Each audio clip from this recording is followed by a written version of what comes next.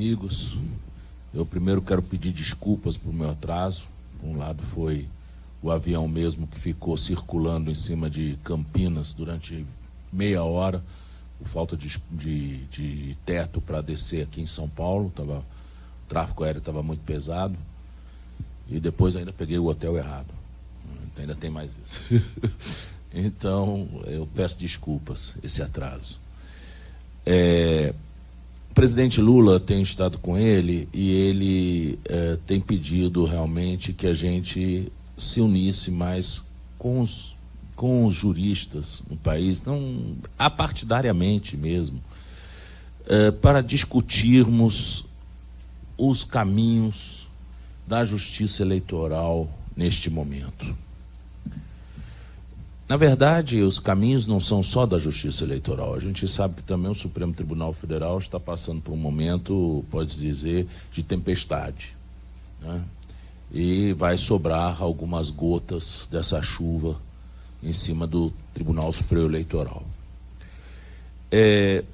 O grande problema que nós enfrentamos hoje é o registro dos candidatos eventualmente condenados em segunda instância, a lei da ficha limpa.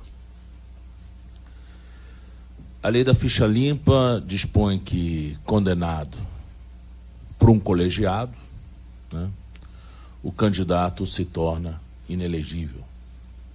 Há uma série de questões aí, saber qual é exatamente o momento da inelegibilidade, se é simplesmente com proclamação do resultado, ou se é com encerramento da instância, daí vai. Mas isso aí, para nós, não é, vamos dizer, essas questões técnicas não é o que exatamente nos interessa. O que nos preocupa mais é a atitude de alguns ministros que foram a público dizendo que o Tribunal Superior Eleitoral poderia barrar o pedido de registro de plano, de ofício. E o ministro Admar Gonzaga, né, lá em Curitiba, ele chegou inclusive a dar até vamos dizer, um case law a respeito disso, mostrando que existem casos realmente em que o registro é barrado de ofício, mas, claro, havendo, vamos dizer, posteriormente, um breve contraditório, né? Há boatos que se somam a esse discurso de que o Tribunal Superior Eleitoral estava querendo resolver este problema em poucos dias, tão logo terminado o período de registro. Portanto, não estamos em tempos normais. Nós estamos realmente achando que existe, por parte de alguns atores no judiciário, uma atuação pré-ordenada, né? O que nos preocupa muito aqui agora é a questão também de timing. Agora tivemos uma novidade essa semana, né? A doutora Valesca está aqui, pode até depois contar com maior detalhes, né? Mas o relator, né, do caso no Supremo Tribunal Federal, o ministro Fachin, resolveu direcionar um pedido de reconsideração diretamente para o plenário, né, alegando que ali estava em jogo a questão da inelegibilidade e que isso tinha que ser decidido pelo plenário. Nós sabemos que isso é uma meia-verdade, porque a inelegibilidade tem que ser, essa questão do efeito suspensivo, tem que ser decidido pelo colegiado que irá julgar o recurso. Se é o plenário, é o plenário. Se é um órgão parcial, é um órgão parcial, é um órgão fracionário, né? Então não é necessariamente o plenário que teria que decidir isso. Mas ele direcionou para o plenário e juntou com a questão da inelegibilidade para, desde logo, a questão da inelegibilidade ser definida.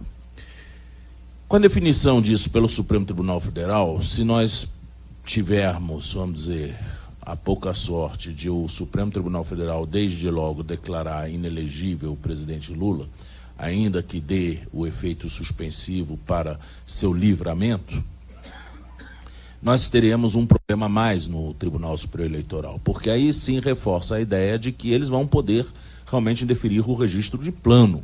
Vamos dizer, para que agora contraditório se nós temos já uma coisa julgada a respeito disso, o Supremo já decidiu a este respeito, não temos mais por que nos prender a esse debate, né?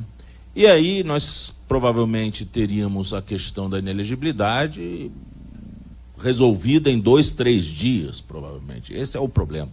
E, em cima disso, também o veto para atos de campanha, posteriormente, já que, diriam eles, não caberia recurso mais para o Supremo Tribunal Federal, já que o Supremo já tinha se manifestado sobre isso, né?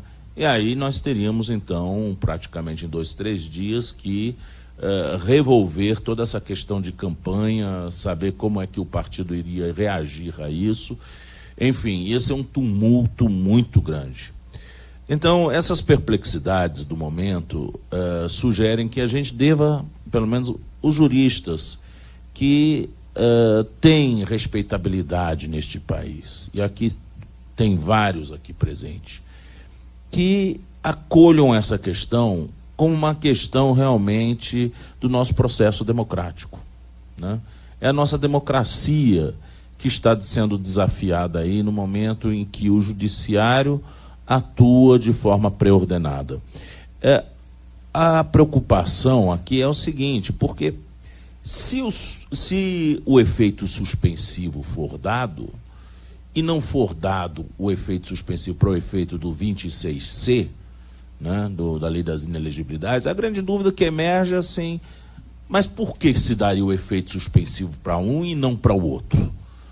Me parece, se não existe nenhum óbice a este efeito suspensivo, esse efeito suspensivo que está previsto em lei, para mim, ele é um direito subjetivo público do acusado.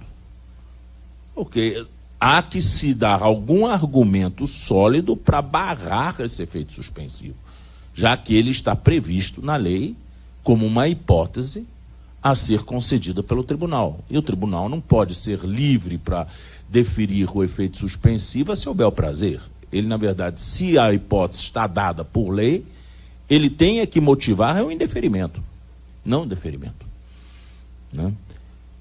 E isso é, vamos dizer, o grande debate, me parece, do momento. Nós vamos ter julho e agosto, vamos dizer, pelo menos até o dia 15 de agosto, uns dias bastante calorentos para a gente debater isso. E este é, então, o debate que a gente traz aqui, e certamente essa questão não afeta apenas Lula, né? Certamente também há outros candidatos em situação parecida. Tive também a oportunidade de ver isso em relação a candidatos a deputados, a senador, que estão condenados, alguns ainda pendem embargos de declaração na segunda instância ou na instância originária privilegiada colegiada, e, portanto, nem sequer ainda subiu ou teve oportunidade da interposição do recurso extraordinário especial. E também eles estão, todos eles, com essa, vamos dizer, com essa perplexidade, perguntando, bom, mas eu fui condenado pelo TRF-1, mas será que só essa condenação me torna inelegível, ou tem que esgotar os 2 embargos de declaração e tudo mais para essa inelegibilidade se consolidar, né? Então, isso tudo, vamos dizer, é um momento de muita perplexidade, exatamente porque há uma forte politização desse debate. E é, então, por isso que eu acho que é muito oportuno nós vimos aqui discutir isso, tá? Muito obrigado.